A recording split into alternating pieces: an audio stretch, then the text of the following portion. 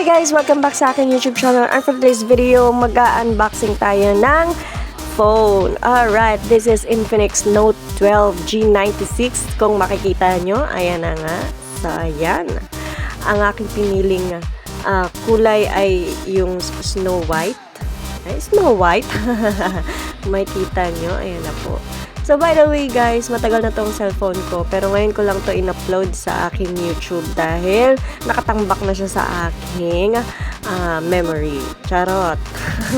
Ayan na nga. So, ayan. Tingnan lang natin. Please keep on watching. Let's go!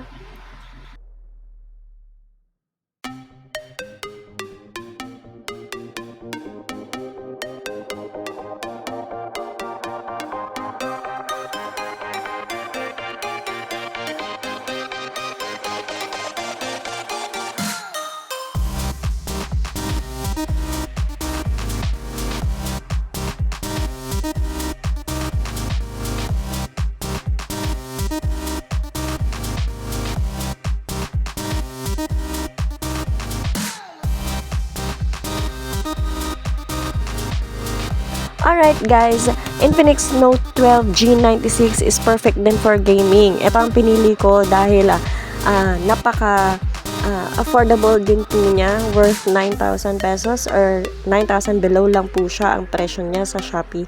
And of course, ang for gaming niya is napaka-smooth din. Pwedeng-pwede na makipagbakbakan. Na-try ko siya sa Tower of Fantasy, COC, PUBG, and of course, Clash of Clans. Ayan. Hindi ko pa na-try sa iba, pero I think pwede siya sa Genshin Impact kasi pwede siya sa Tower of Fantasy. So, why not, diba?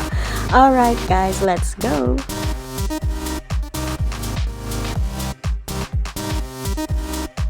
Ito na nga't binuksan ko at napaka-smooth niyang mag-refresh, guys. Kung makikita nyo. And, ayan, tinry ko din yung camera niya. Napakasulit naman po. Hindi na masama, malinaw at maliwanag po ang kuha niya. Na-try ko din ang video niya. Makikita niyo, napakaliwanag din. So, ayan na nga guys. Thanks for watching. Bye!